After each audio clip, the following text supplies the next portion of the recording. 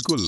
स्वागत है आप सभी का। तो दोस्तों आज के इस डीप डाइव का हमारा जो मिशन है ना वो है दक्षिण भारत के लौह युग को समझना। हाँ, मतलब जिसे हम महापाषाण संस्कृति या मेगालिथिक कल्चर भी कहते हैं। बिल्कुल।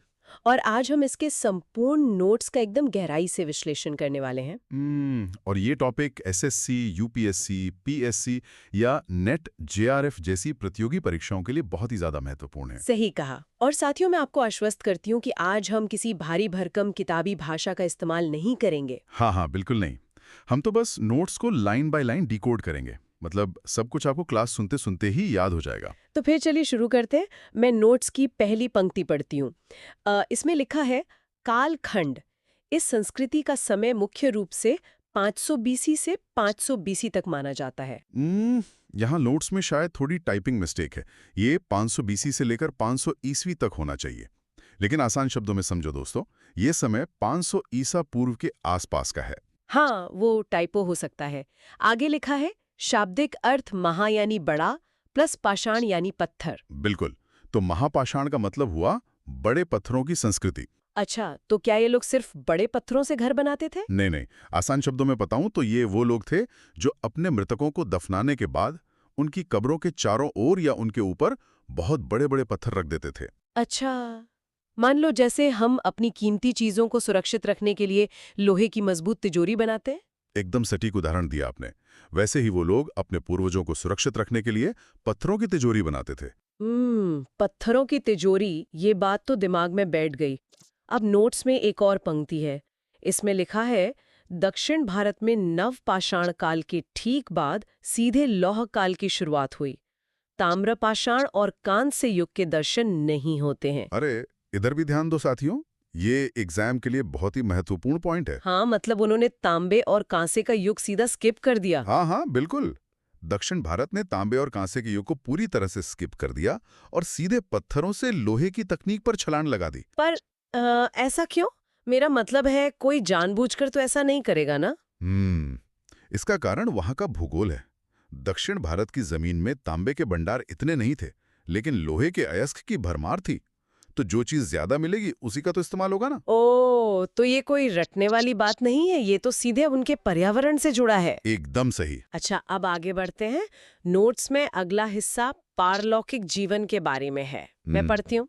पारलौकिक जीवन, शवों के साथ भारी मात्रा में बर्तन, लौह औजार और जीवनोपयोगी सामग्री दफनाई जाती थी। सुनो तो, इसका सीधा सा मतलब है कि वो मृत्यु के बाद के जीवन में बहुत गहराई से विश्वास करते थे। हाँ, लेकिन लोहा तो उस समय बहुत कीमती धातु रही होगी ना, फिर उसे जमीन में गाड़कर बर्बाद क्यों करना?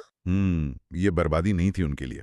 जैसे कि मान लो तुम किसी बहुत लंबी यात्रा पर जा रहे हो, तो अपना सारा जरूरी सामान साथ ले जाओगी ना। हाँ हाँ, बिल्कुल।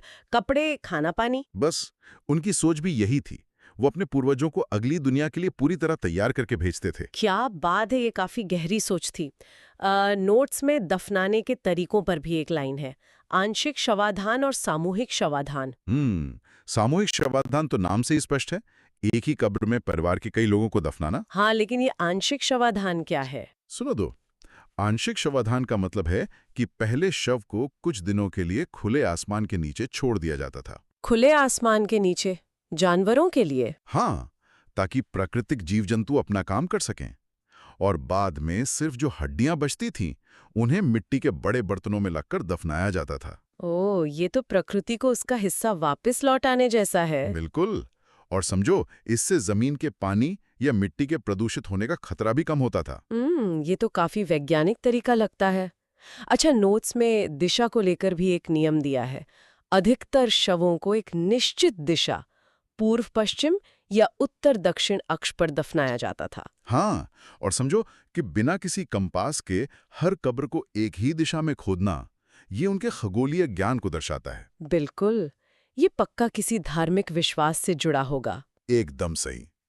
अब बात करते हैं इन समाधियों के डिजाइनों की। हाँ, मैं नोट्स पढ़ती हूँ। वी.डी. कृष्णास्वामी द्वारा 40 प्रकारों में वर्गीकरण। 1. कश्मयुक्त यानी सिस्ट। 2. कश्म विहीन यानी अर्न या पिट। 3. स्मारक। 40 प्रकार। वही तो। क्या हमें एग्जाम के लिए पूरे 40 प्रकार रटने पड़ेंगे? नहीं नहीं, बिल्कुल नहीं। एग्जाम के लिए हमें सिर्फ मुख्य आकृतियों को समझना है। जैसे नोट्स में पहला नाम है डोलमेन। डोलमेन कैसा दिखता था? मान लो कि ये एक विशाल पत्थर की मेज की तरह है।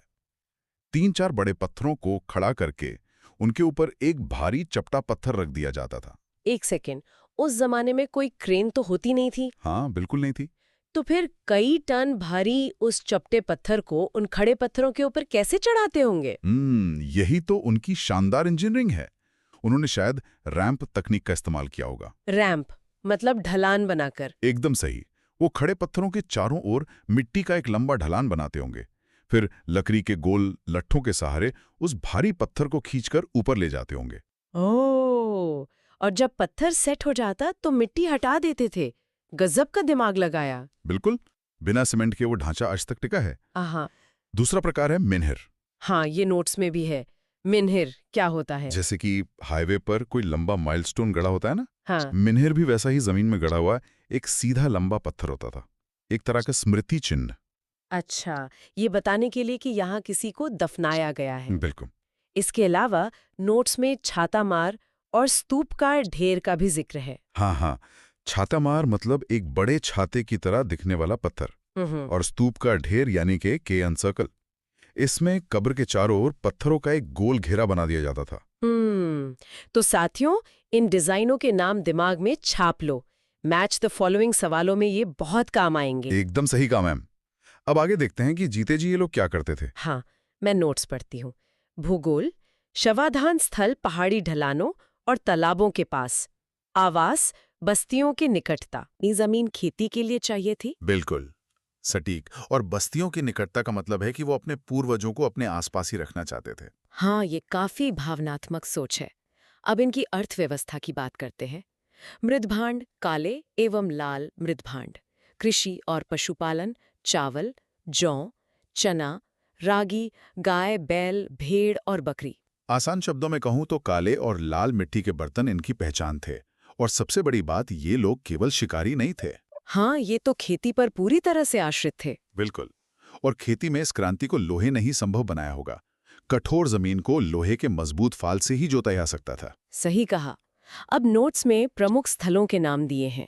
आहा, महाराष्ट्र में टकलघाट, खापा, माहुरझरी, कर्नाटक में ब्रह्मगिरी, मास्की, आंध्र प्रदेश में नागार्जुन कोंडा और तमिलनाडु में आदिचन्नलूर। दोस्तों, आपको ये सारे नाम एक साथ नहीं रटने हैं। जो सबसे ज्यादा पूछे जाते हैं उन पर ध्यान दो। जैसे आदिचन्नलूर, वहां तो बहुत सारे कलश शवाधान मिले थे ना? हाँ हाँ बिल्कुल। आदिचन्नलूर बहुत बड़ी साइट है। वहाँ बड़े बड़े मिट्टी के मटकों में हड्डियां मिली थी।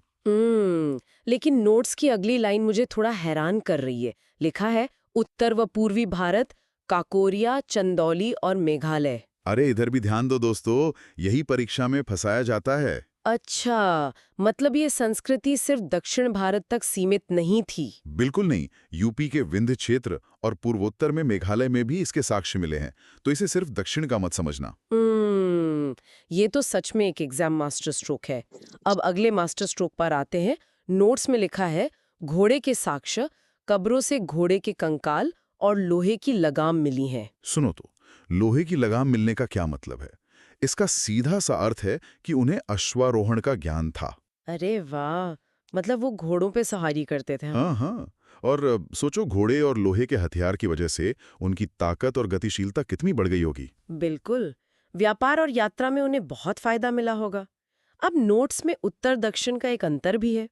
हाँ, यूपी के शुरुआती चरणों में लौह उपकरणों का अभाव दिखता है। मतलब उन्होंने पत्थर काटने तो शुरू कर दिए थे, लेकिन शुरुआत में लोहे का इस्तेमाल नहीं था। एकदम सही। जबकि दक्षिण में महापाषाण और लोहा एक साथ शुरू हुए। अच्छा, और सबसे पुराने साक्ष्य कहाँ मिले हैं? नोट्स में लिखा है प्राचीनता पूरे भारत में महाराष्ट्र के स्थल सबसे प्राचीन माने जाते हैं। तो एग्जाम में अगर सबसे पुराना स्थल पूछा जाए तो उत्तर महाराष्ट्र होगा। बिल्कुल।